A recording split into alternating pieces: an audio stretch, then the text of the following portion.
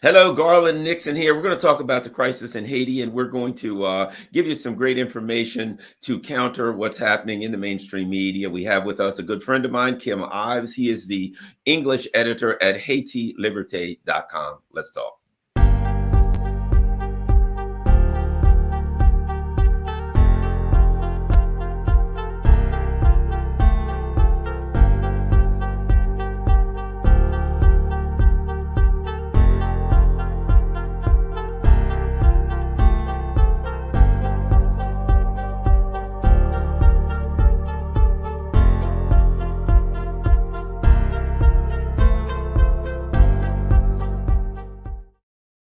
Hello, Garland Nixon here with Kim Ives. And again, he is the editor, the English language editor at HaitiLiberté.com. It's a great website. Let me just tell you, I think Google's up to no good with that website. And I'll tell you why. I go to HaitiLiberté.com. It's all in Creole, French, whatever. And for that particular website, the little thing doesn't pop up that says English, translate into English. But when I actually click on the stories, that's when it'll pop up. And for people that don't know, Google's up to all kind of rotten stuff when it comes to the military and the U.S. foreign policy. Okay, let's start here, Kim. Something I wanted to ask you about, and I before we get going, and I think our viewers will find interesting. Corinne Jean-Pierre, whatever the heck, she is the mouthpiece for imperialism.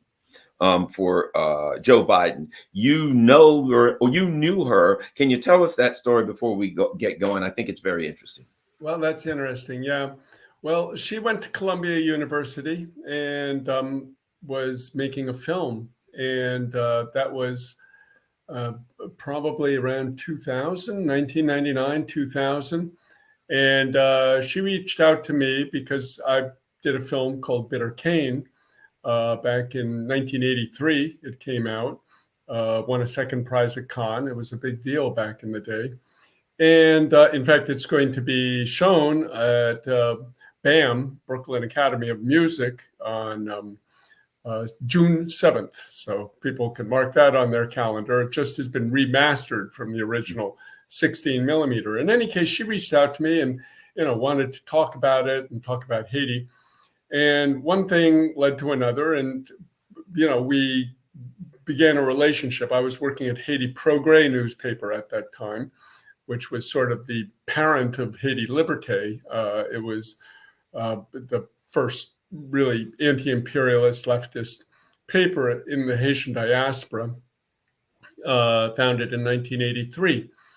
So, we began to collaborate and work on various projects, and we had a show on WBAI, and in fact that's where she interviewed me the first time, when WBAI was in Manhattan on Wall Street. And we started a show called Haiti, The Struggle Continues, and she would help me do the news. We would do the news on that program, and I'd have to go through with her and say, okay, no, we don't say UN peacekeeping forces. We say UN occupation troops, that kind of thing. And so I was showing her sort of how we treated the news. And, she was following along. And then at the coup against Aristide in 2004, we had a big rally, Workers' World Party and others collaborated with us to do a big rally at Brooklyn College. We had Maxine Waters come and Amy Goodman and, all kinds of celebrities and big shots. And Karine and I were the two MCs, were the two hosts of the evening. So, but, gradually she drifted away. She got into that whole Democratic Party political machinery. She first was she started to do campaign management, at which she was apparently the kiss of death, because her first client was Anthony Weiner. Her second one was John Edwards. Oh, geez. Her third one was O'Malley, I guess it was, the guy who ran against, Yeah, Clinton and Trump. Right. Talk about failing upwards. Right. Talk about failing upward. Anyway, so she was snipped out of there and brought into the Obama world. And I guess, she'd been working with one of the unions, and she was working with Andy Stein, I guess, at AFL-CIO. And so she ended up in labor under Obama. And somehow Obama charmed her. And I remember one of our last discussions at a Haitian restaurant on Flatbush Avenue. I mean, in-depth discussions. It was the penultimate one, and in fact, we sat down and I said, what are you talking about, Obama? I mean, look at, I forget what was going on then, Syria, Afghanistan, Yemen, Somalia, whatever it was. I started to tick off the list. She goes, yeah, I know, it's not good, but still, give them a chance. We're going to do something. So anyway, it got bad, and I saw her. The final meeting I had with her was in New York somewhere. She'd come to speak, and I think that was later when she was.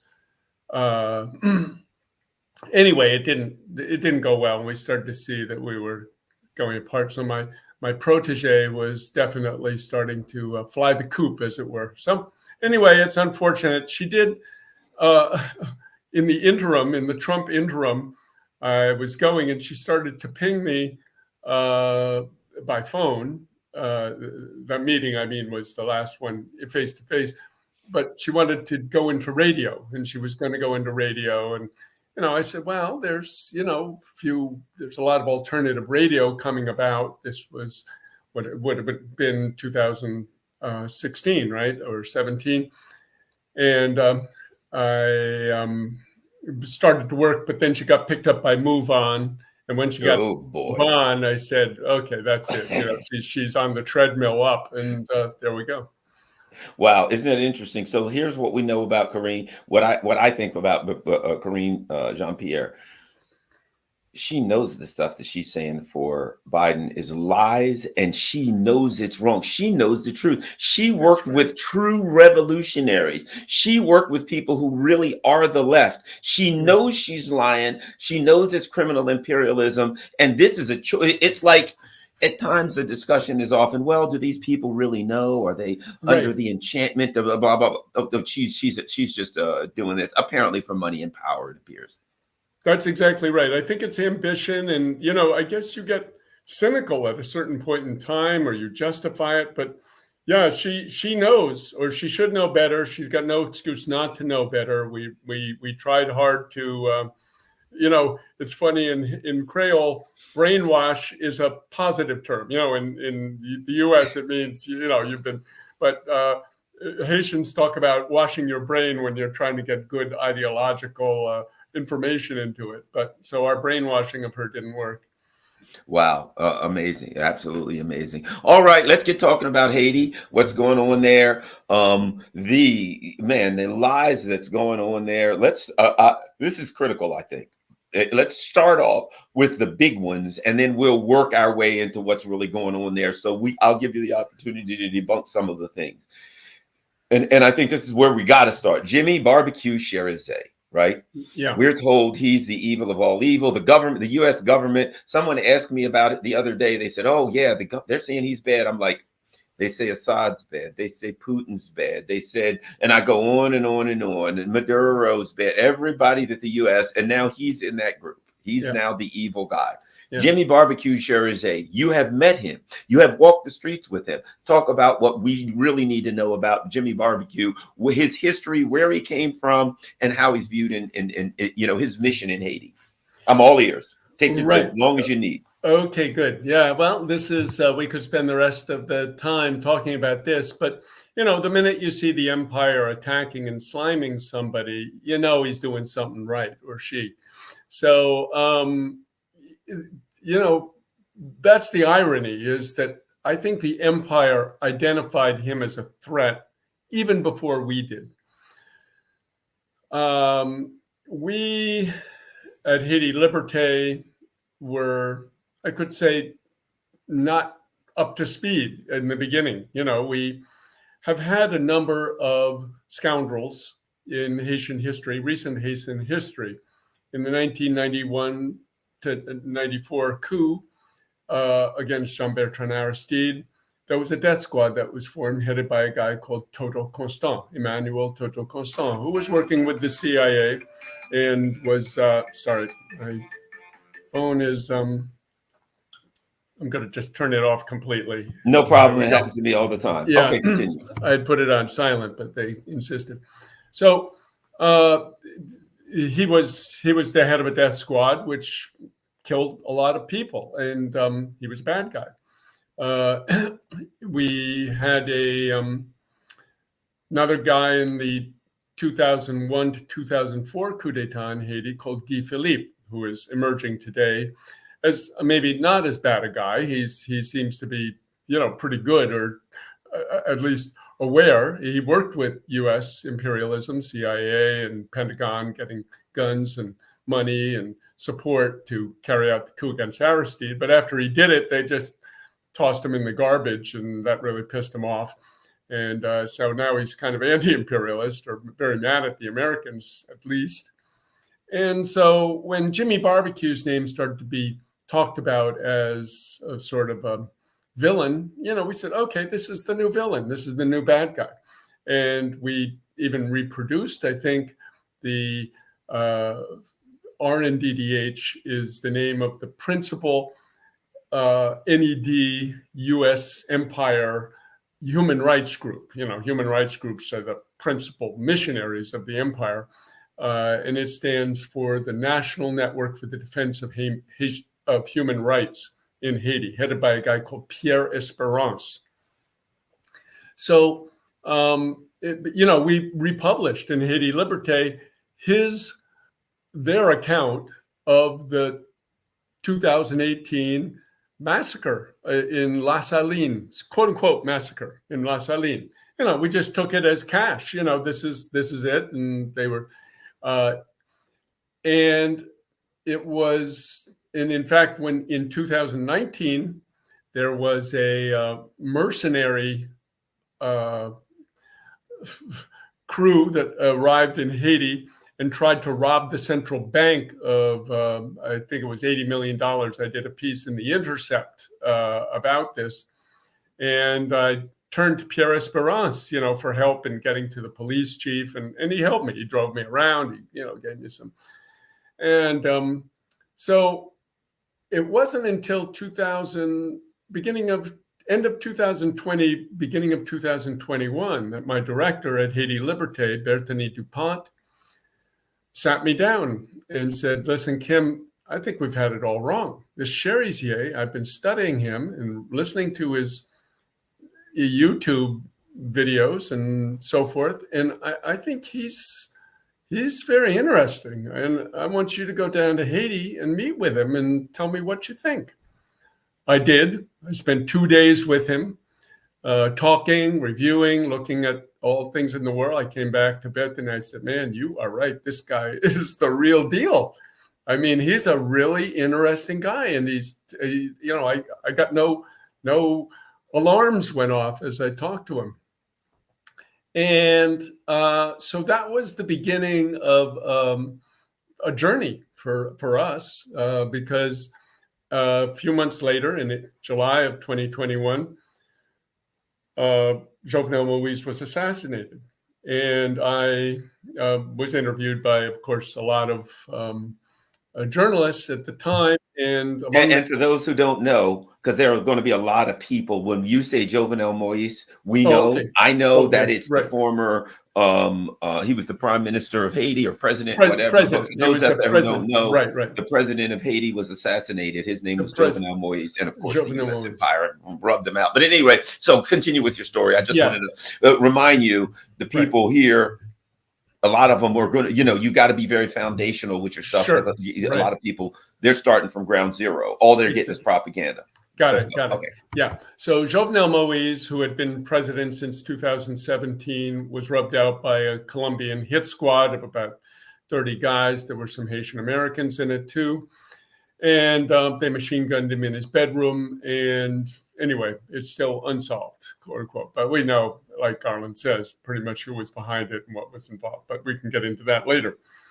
So one of the journalist who interviewed me was Dan Cohen, who is a very intrepid, very competent journalist and great journalist. He's one of the foremost independent investigative journalists of our time. And he's after the interview, he called me and said, "Kim, wow, you blew my mind with this stuff. I got to go down to Haiti with you and meet this guy." But he said, "Listen, I respect your years of work around Haiti, but I can't guarantee you I'm going to agree with you. I got to call it like I see it. You understand that?" And I said, "That's fine. Let's go." And we went down, and he was working for Mint Press News at the time. And so we thought it was going to be like a 15-minute little portrait of Jimmy Cherizier. Well, it turned out to be the beginning of like a year and a half journey where we went back again for a second shoot. And then we got a guy, a Haitian correspondent of ours. We gave him a camera and stuff, and we did some more filming out in Cité Soleil through him. And anyway, the end product was a 2.5-hour long film called Another Vision, which was the name of the sort of community betterment organization that Jimmy Cherizier had formed in Lower Delma. And the film was 2.5 hours. So we said, no Americans are going to sit down and watch a 2.5-hour documentary on Haiti. So we divided it into 3 parts. So it's a series which is available on the YouTube channels of Haiti Liberté and Uncaptured Media, Dan's new media outfit. So in that film, essentially what we show is that Jimmy Cherizier began as a stellar cop. He's a natural leader. He's got great self-confidence. He's very articulate. He's very charismatic. And, he's very brave. He's incredibly, gallant in his leadership and, led his troops on a lot of hazardous missions. And one of them was a operation in an area called Grand Ravine. And in the course of that, some people were killed. Apparently, they may have been gang members. They may have been civilians. But the human rights groups were looking to bring down the Jovenel Moïse government, in particular, this RNDDH. And RNDDH did a report and said, it was a huge massacre up there. So the cop leadership immediately panicked.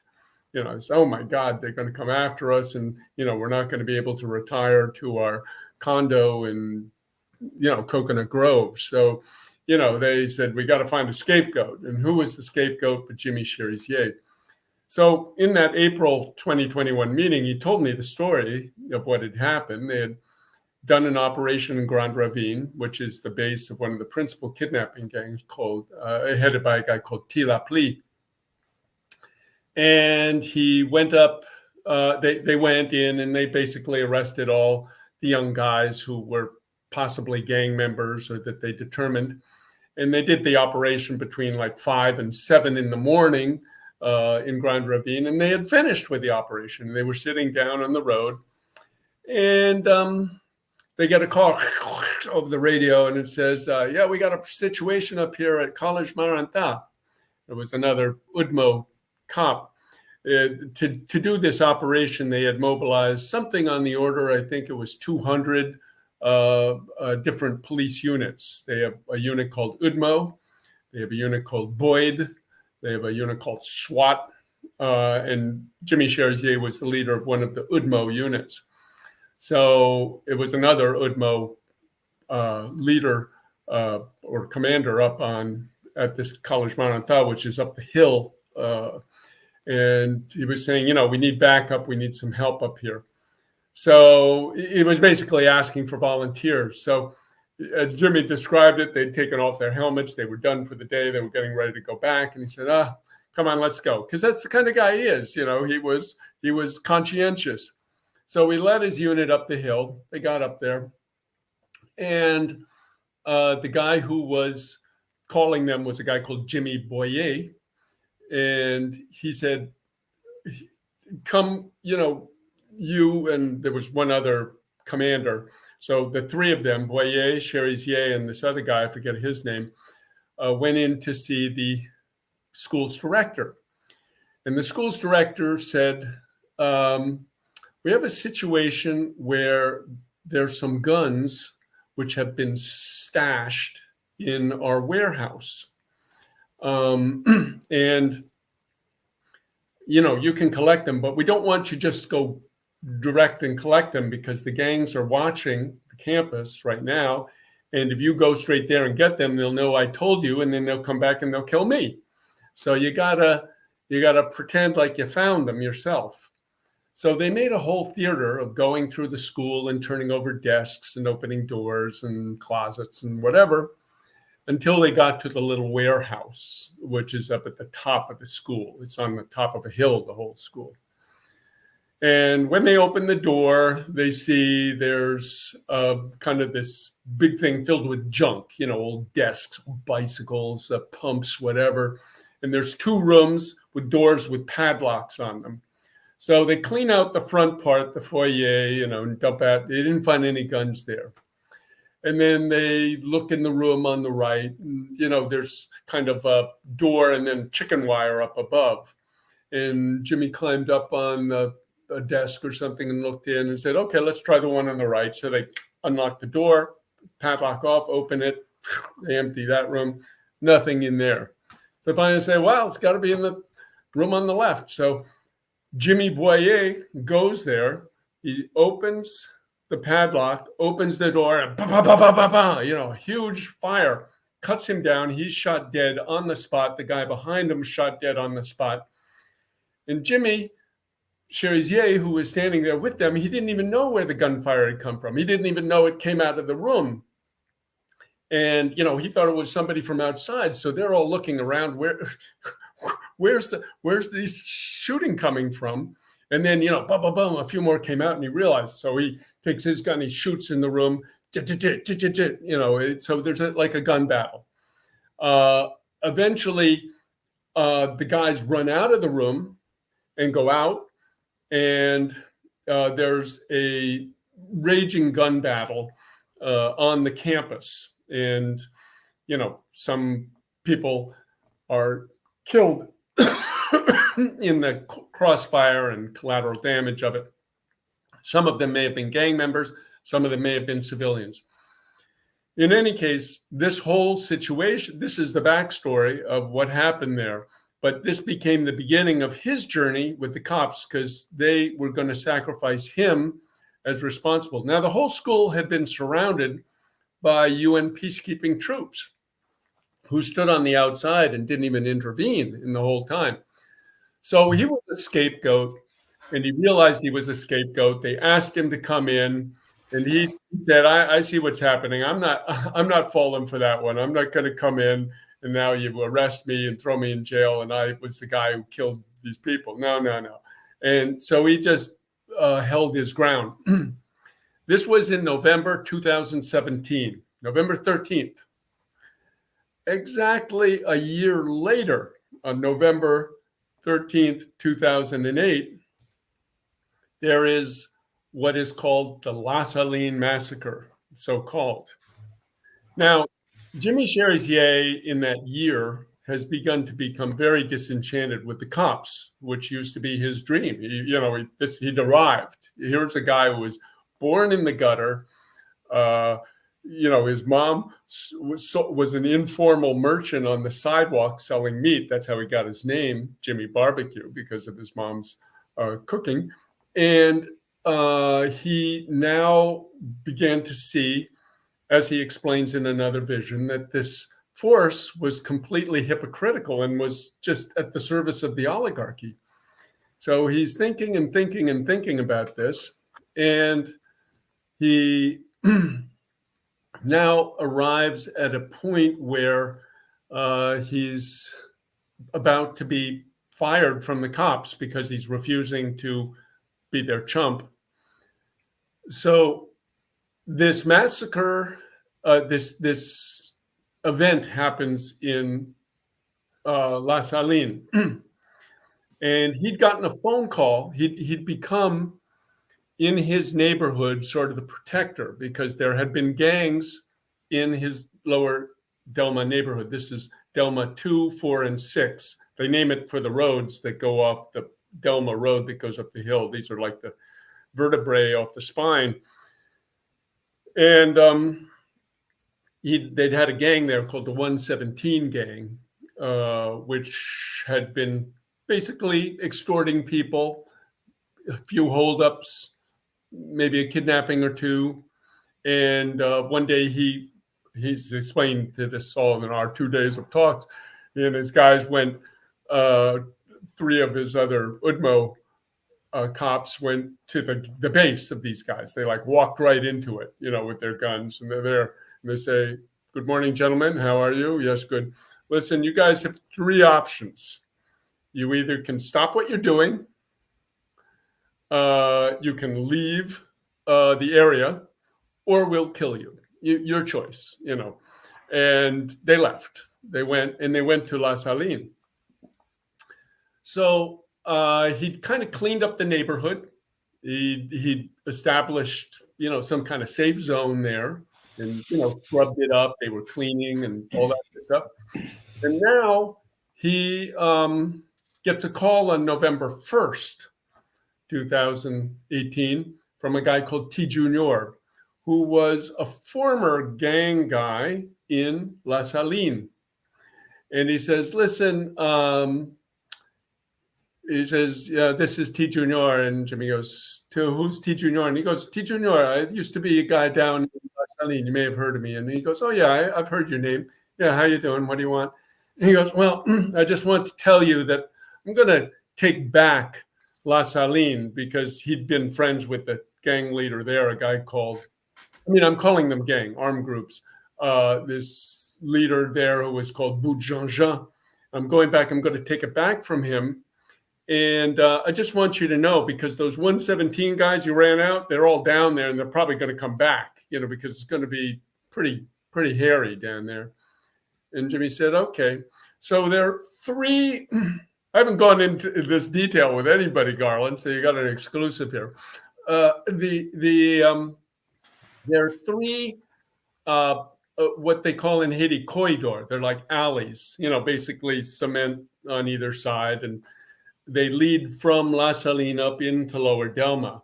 So what Cherizier did was he stationed his people, to guard the exits of those alleys to make sure none of these 117 guys came up running up into their neighborhood after. Because, we started to hear after November 1st, the shooting and all the so forth down there. And this went through till November 13th, when there was the big battle. And apparently there were 6 or 7 people. This is according to the Justice of the Peace report. They said there were 6 or 7 people killed.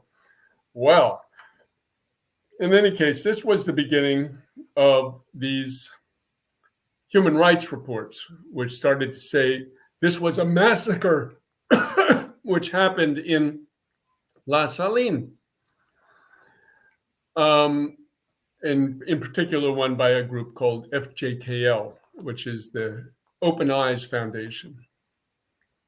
Now, at the same time, on November 18th, is what they call Vertier, the day of Haitian Independence Day, like our July 4th.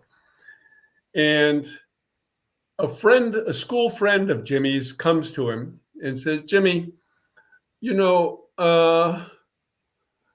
we're going to get rid of Jovenel Moise on this November 18th. We're going to have a big uprising, and,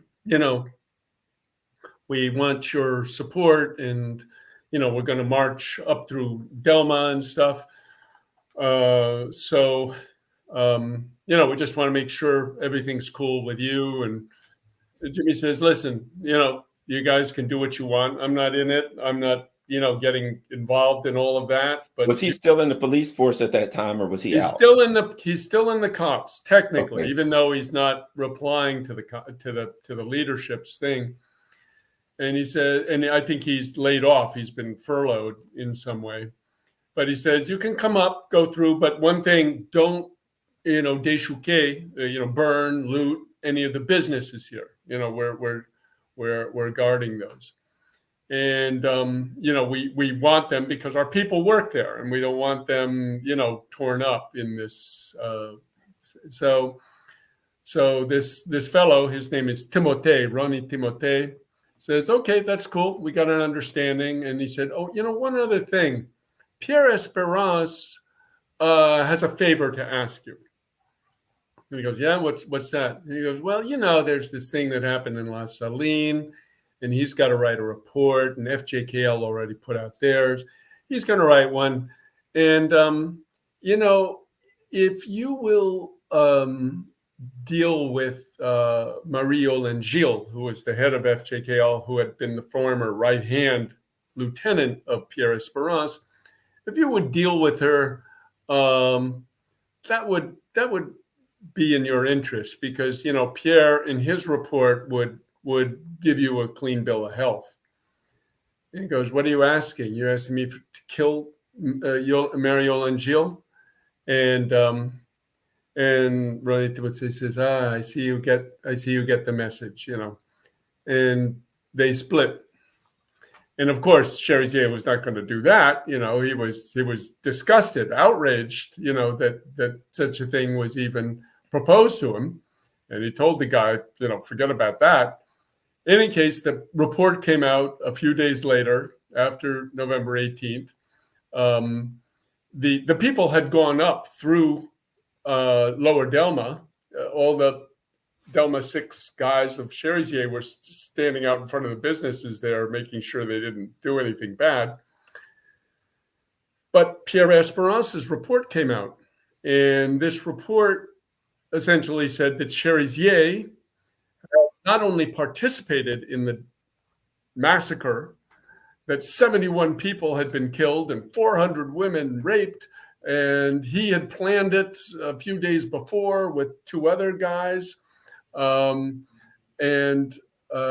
Anyway, lies about them. It was Saddam Hussein has weapons of mass destruction. Exactly, It was Putin's bringing people, strangling them with his bare hands. Right. It was the whole, whenever there's whichever person they come up with. It was Xinjiang. Yeah, the Chinese are slave labor. Yes, it was the same game over and over. Same game over and over. So now this report came out, and this became the go-to report, repeated by all the other reports. They'd always refer to the RNDDH report, which is an NED, George Soros funded disinformation operation. So anyway, this is the beginning. And in fact, it was on the basis of that report, not even on his refusal to cooperate with the authorities on the Grand Ravine affair, that Cherizier eventually gets the boot. And they say, okay, Jimmy Cherizier is fired. So now he's thinking, he's in 2019, and he's thinking more and more about this situation, where the country's going. He sees the crisis. And he says, the problem we're having here in Lower Delma is shared by other neighborhoods. And we have to organize ourselves. We have to get it together, because we've, I skip a whole part where he's. But we only got so much time, so we gotta. Okay, yes, right. So I can't go into too much. So I'll speed it up a little bit here. So anyway, long and short, he tries a number of the opposition people. He tries some of the bourgeois who are affiliated with the opposition, and he asks them.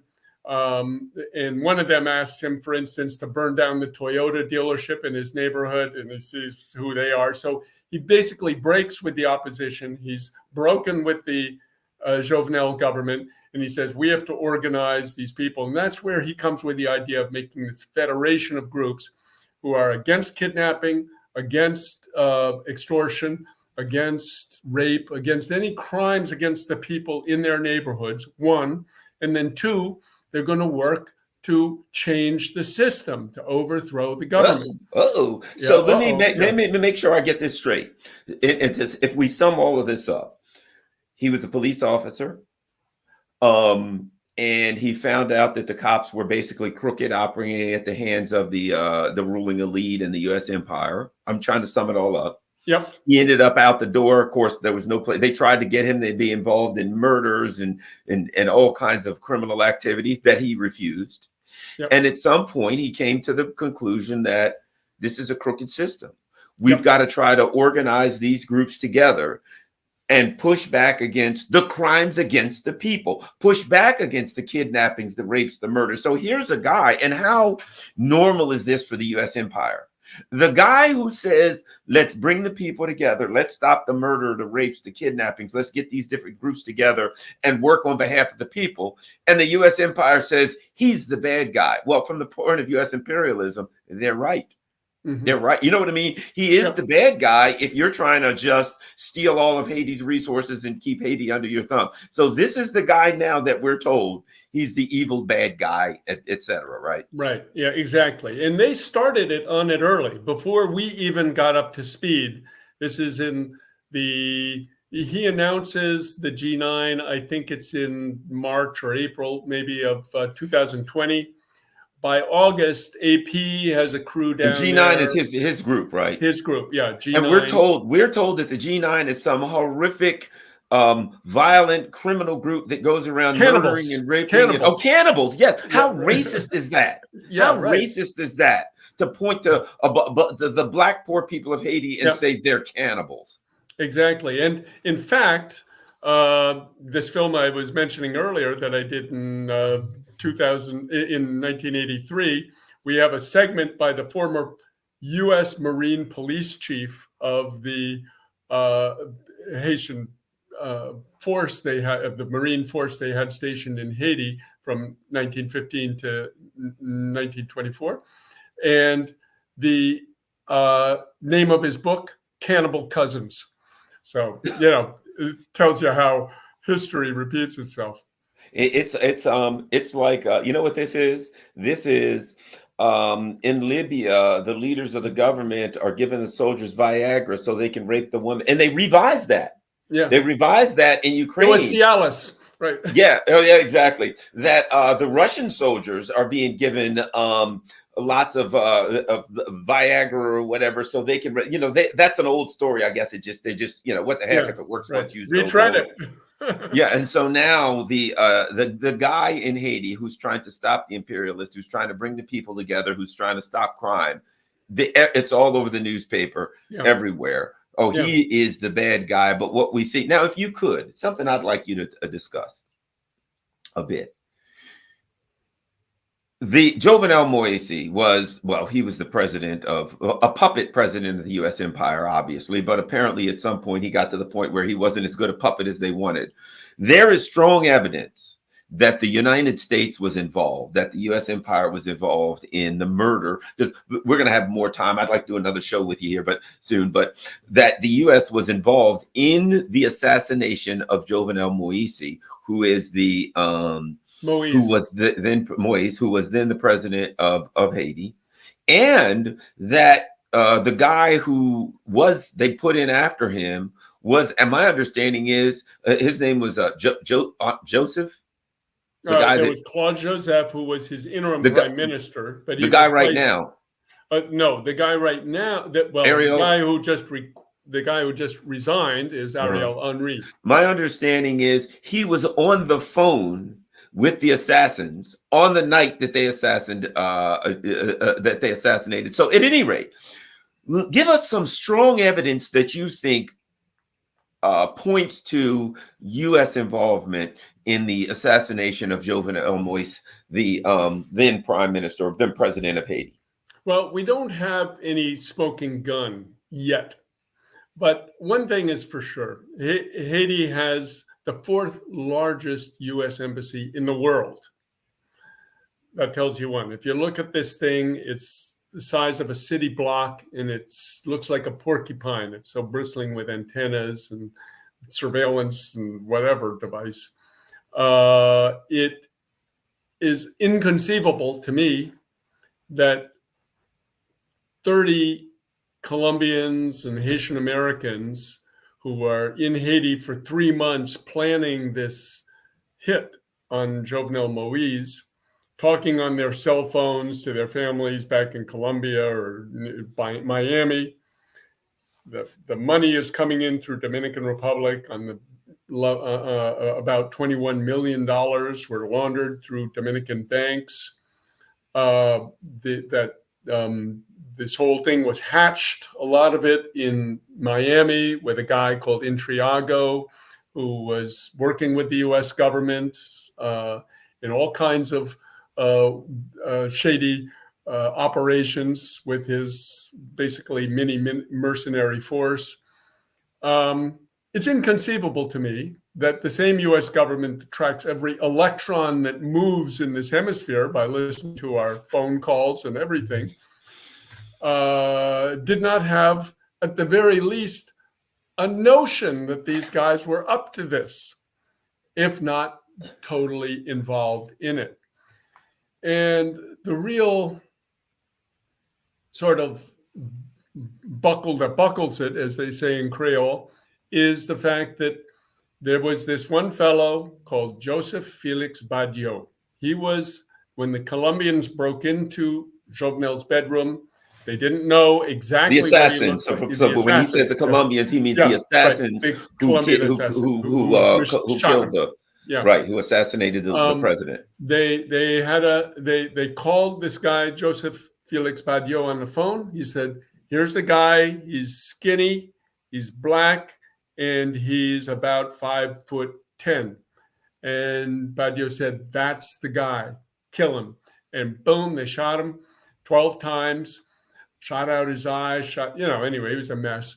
And the Badiou fellow was talking to Ariel Henry at 4 a.m, 3 hours after this assassination, for 7 minutes, 2 phone calls, 7 minutes. Ariel Henry just says, "I don't remember that. I was getting a lot of phone calls that night." So let me get this straight. The guy who pretty much the U.S. inserted Ariel Henry as the prime minister after a president, right? President. After the president of Haiti gets assassinated.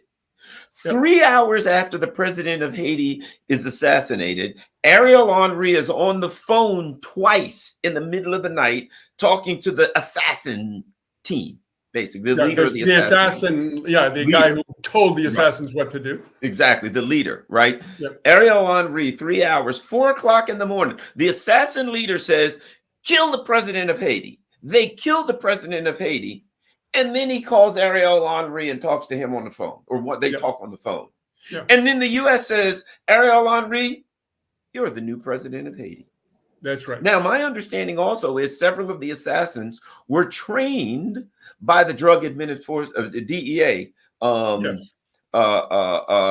Basically, they were trained by the USD. You had assassins who were trained in Colombia by the DEA, go to Haiti. Yep. And rub out the president. Exactly. So that's essentially what we've observed, and so we don't have a proof. We don't have a transcript or recording of the conversation between Ariel Henry and Joseph Badiou.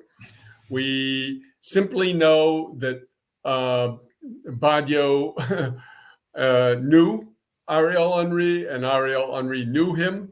There was a lot of reports, none of which we don't have any video or, again, forensic evidence that Badiou was in fact being harbored for many of the 3 years he was on the run. It wasn't until earlier this year that he was finally captured and is in custody, or was in custody. There was a prison break, which was supposed to maybe have him escape, but he didn't. So in any case, the other element of it is, Garland, that we have the U.S. government taking control of this prosecution. So it reminds me very much of the Warren Commission, where the head of the CIA, at the time, Alan Dulles, he wasn't the head. He'd been the head up until when Kennedy fired him, and then he ended up being the head of the Warren Commission. Uh, and we know today that the CIA was basically the one behind the Kennedy assassination. Well, let me add this so people understand it very clearly. After the assassination of the president of Haiti, Mhm.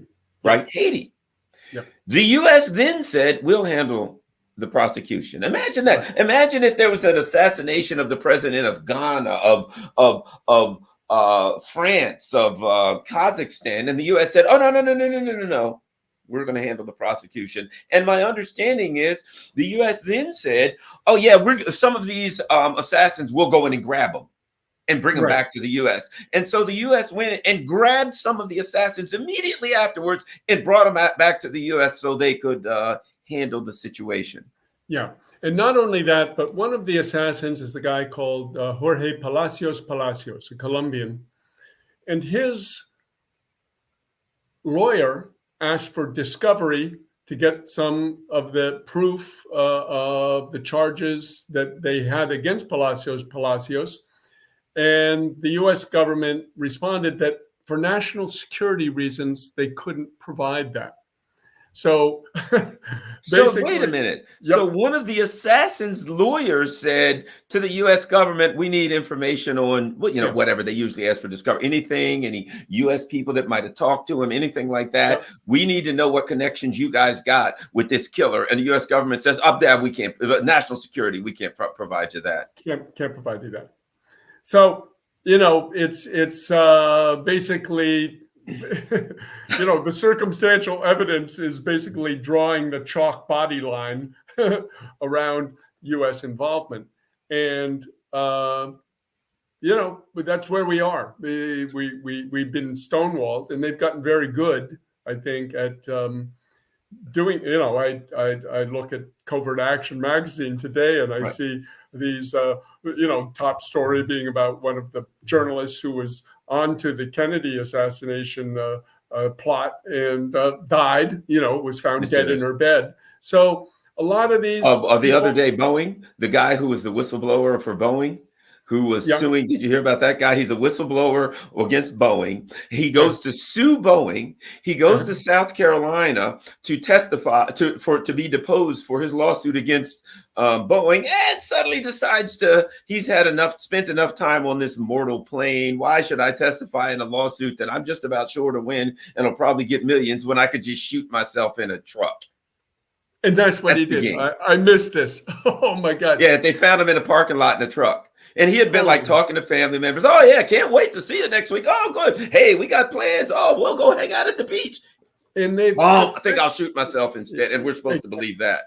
Yeah, and this woman Kilgannon was her name. She was a big celebrity journalist. They found her sitting up in her bed with an overdose of uh, alcohol and barbiturates. She didn't drink. She was Catholic. She didn't believe in suicide. All these things. I mean, it's a devastating article. Covert Action. Check it out.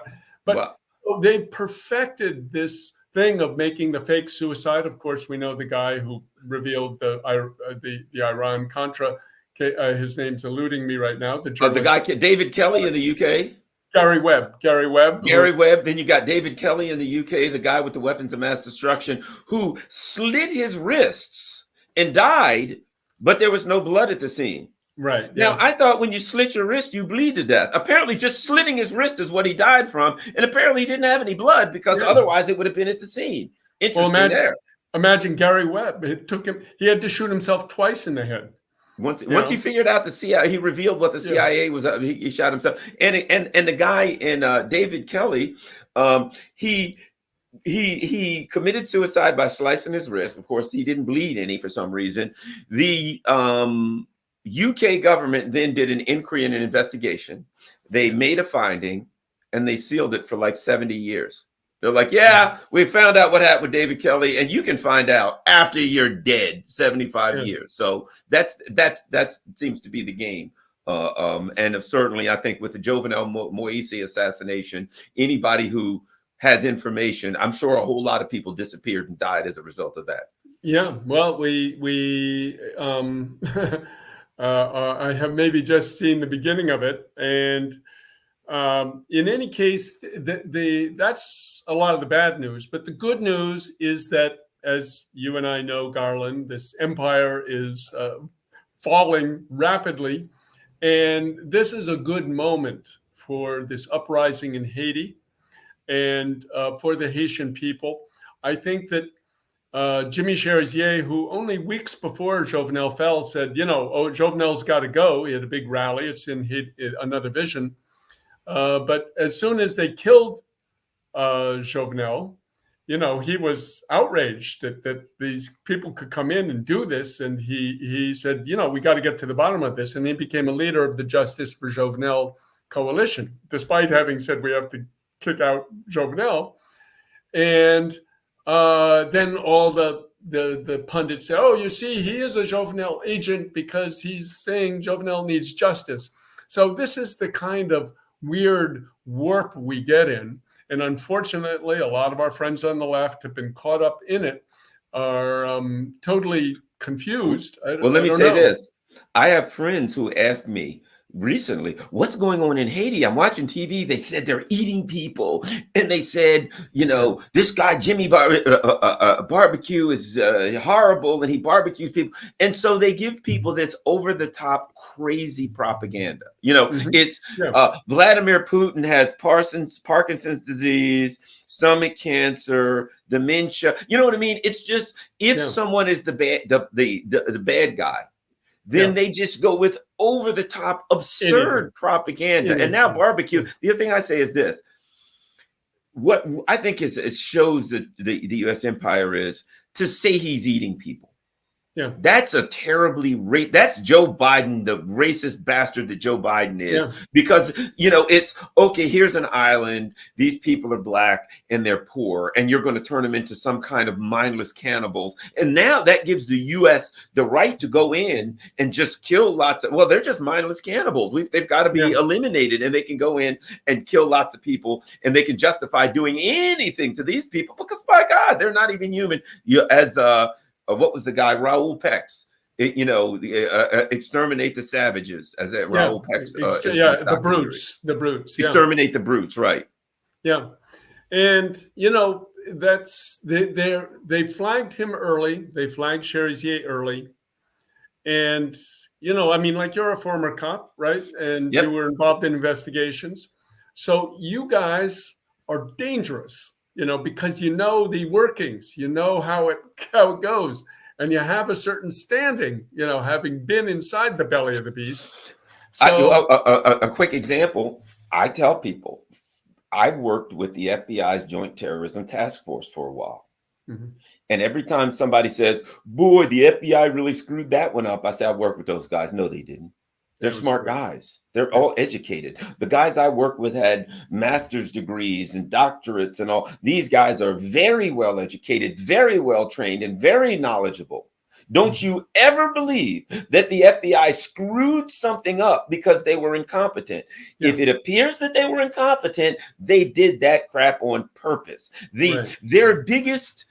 Their most valuable tool is the appearance of incompetence, because Mhm. they're really good, well trained, well equipped. They have the best. I worked with these guys. I can tell you, they Yeah. got the best equipment and Yeah. computer stuff and everything in the world. So anytime you think they were stupid, they didn't know, they were confused. You're the one that's confused. They know exactly damn what the hell they're Yeah. doing. It's that they're dirty. That's what it is. They're criminal. Yeah. It is. Let's say this: the FBI, having worked with them, I made this statement after I worked with the FBI Joint Terrorist Task Force for a year. I said, you know what? That's an intelligence operation masquerading as a law enforcement agency. That's not a law enforcement agency. It's an intelligence operation for the U.S. government. Yeah. Well, I was just talking to a guy last night because I was wondering, why is the FBI guarding Ariel Henry as they are Guarding the doing president of another country, of Haiti. the prime minister? Interesting. I said, they're not the Secret Service. They're not the Secret Service Wow. Diplomatic Security Corps. Well, I found out what they did. They basically interrogated Ariel Henry for 3 days. And the first day, they were asking about the Jovenel questions, saying, "Come on, dude, tell us what happened. What your involvement." But that wasn't their big goal. Right, because they already knew It the answer wasn't. to They those. already knew the They answer. already knew that because The they were involved. remaining 2 days, they were grilling him because Haiti, in the last days just before Jovenel, paid Venezuela $500 million. Why? And they wanted to know why, because it seems they wanted to go after him for some money laundering charge or scheme that was Yeah. going on that had him repay the Petrogaripe loan that Venezuela had made of $500 million to Maduro. So they were looking for dirt to go after Maduro. So this is how, political and scandalous, yeah, you killed the president, no big deal. We want to know about the money laundering so we can go chase and pester Maduro. You know. Wow. Well, one of our people in the chat got it right, and that is the whole they're eating people and all this stuff. That's Haiti's Oh, 40 beheaded babies. You know what I mean? That's October 7th. They beheaded babies and raped women, and that's the game that they play. dude, you can't imagine this. Last night, Dan Cohen, I was invited by a guy called Narwhal something. It's like the largest Twitter space. Okay. Uh, and this is like all whack job, crazy right wing types on it. I mean, and Dan Cohen was in there, like, the Three Musketeers taking them all on. And they were coming with all this stuff.